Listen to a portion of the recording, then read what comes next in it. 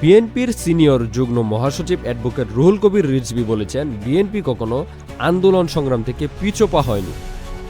তিনি উল্লেখ করেন যে দলটি জাতীয় স্বার্থে কাজ করেছে এবং দলীয় স্বার্থকে কখনো অগ্রাধিকার দেয়নি। তিনি দাবি করেন, বিএনপি জাতির প্রতিটি অর্জনের অংশীদার এবং 1990 ও 2024 সালের গণ অভ্যুত্থানে দলের ভূমিকা ছিল গৌরবময়।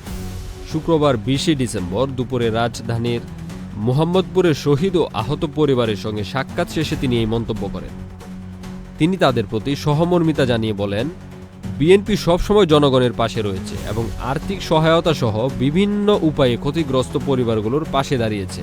রিজভী আওয়ামী লীগের সমালোচনা করে বলেন, 7ই নভেম্বর এবং 1990-এর অর্জন নিয়ে আওয়ামী লীগ গর্ব করতে পারে না, বরং 5ই আগস্টের গণ আন্দোলন তাদের পালিয়ে যাওয়ার ইতিহাস বহন করে। তিনি বর্তমান সরকারের রোডম্যাপকে প্রলম্বিত পরিকল্পনা বলে অভিহিত করেন।